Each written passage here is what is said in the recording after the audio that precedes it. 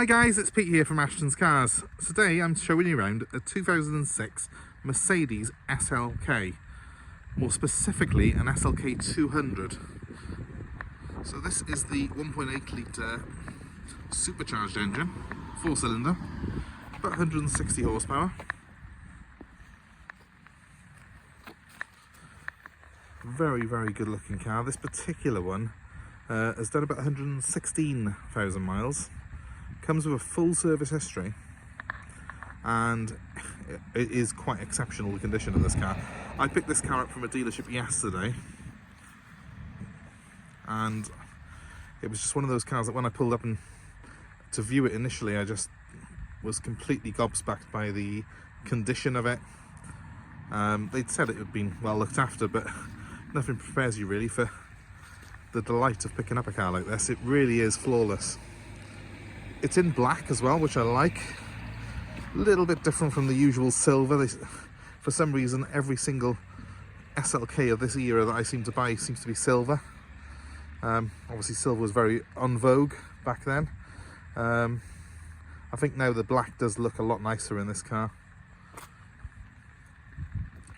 If you're looking at these, main thing to look for is rust in the arches. I've gone around this one and every single wheel arch on this car is completely original and completely solid.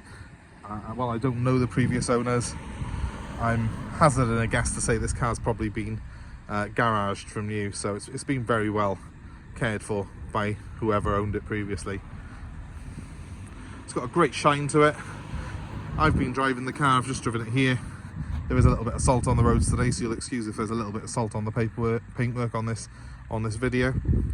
How other telltale signs of this car being a very well cared for example, well, it's got good rubber on it all round, Continental tyres, a matching set as well.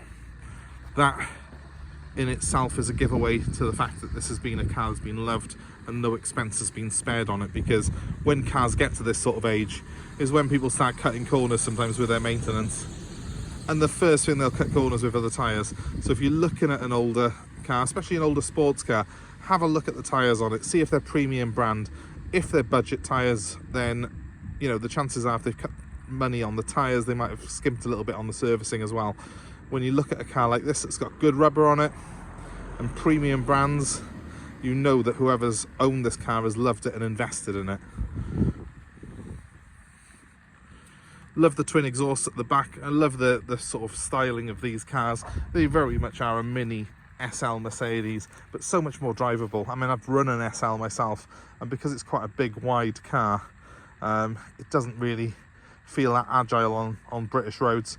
This SLK does. It's nimble. You can place it on the road really well, and I think it's all the better for its more compact dimensions. 160 horsepower in this car means 0 to 60 in about 8 seconds.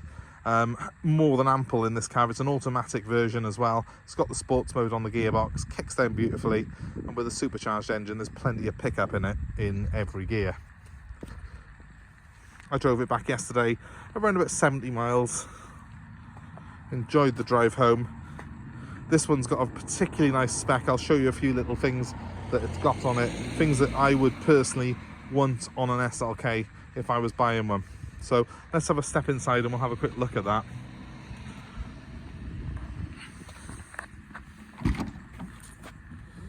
So, just as it's clean and tidy outside, the interior of this car is pretty much unmarked.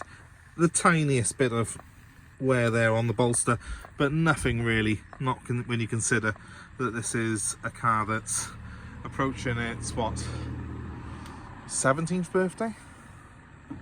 2006? Yeah, 17th birthday. Crazy how time flies. So, very, very good conditioning in here, and seats are excellent. Now, one thing I want to show you before I jump in the car is that this car has got these vents in the seats by here.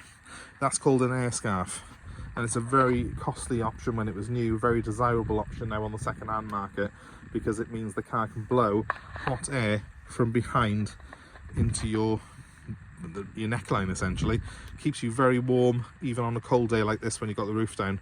Makes the car a lot more usable and a lot more pleasant to drive with the roof down.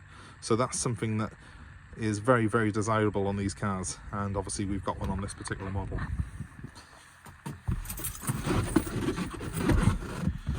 Jumping inside the car, lovely layout on these SLKs, very modern dash as well. It doesn't feel like a car that's of this age. It's very much quite a new design when this car was produced, so it still looks very modern today. It's got cup holders that pop out of here, massive cup holders which come out of there.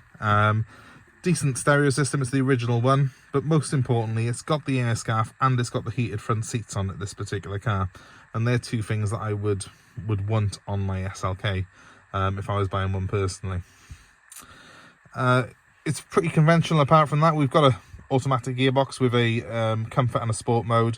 You can use that tiptronic manual change as well if you wish to, and we've got a conventional handbrake on it as well, something that I quite like to see in a car because it's less costly and less problematic than the electric handbrakes that you get on some. So let's start the car up.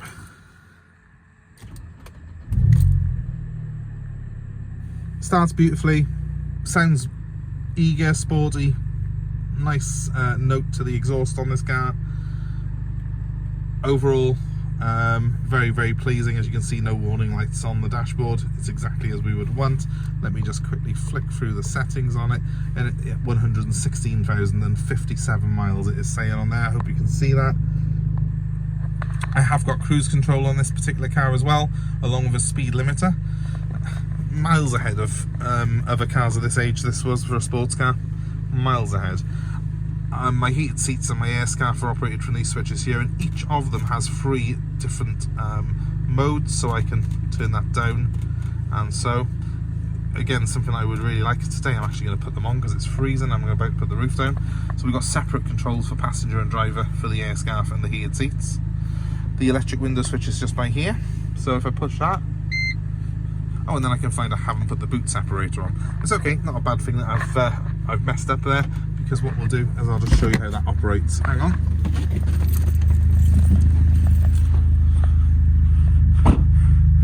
Very important on an SLK, along with most convertibles, that you put the boot separator down. So we've got quite a decent sized boot in here at the minute because I've got the roof up, but if I pull this down, that then locks into place. That's where the roof goes, just on top of that.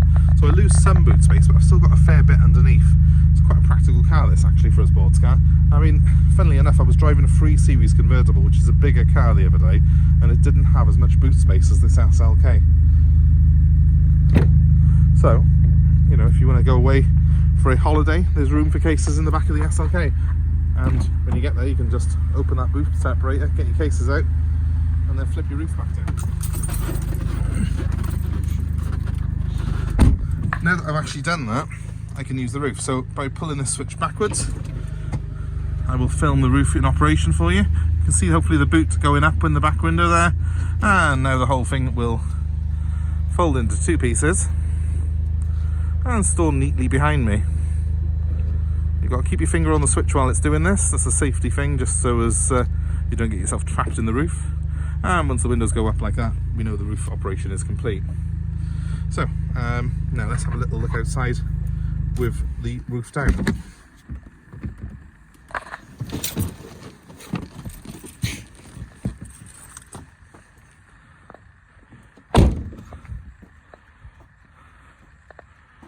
Look at that. Absolutely beautiful. Beautiful lines on this car. It really is a stunning machine. Even though it's not that big, it's got a nice elongated bonnet on it. Looks like a proper traditional sports car.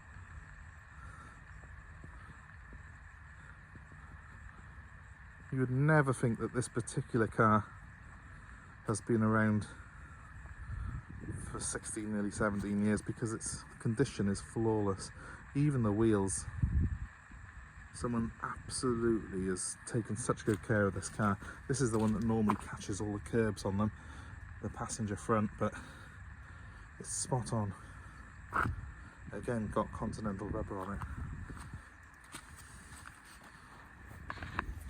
If you're watching this video and you're looking for one of these, I honestly can't recommend this particular car highly enough. If you're looking at SLKs in general, then be wary of ones that have got incomplete history, poor tyres on them, and just haven't, you know, have got rust and filler in the arches. That's something you really need to be careful of. The engines are bulletproof, it's typical Mercedes, but you need to have one that's been looked after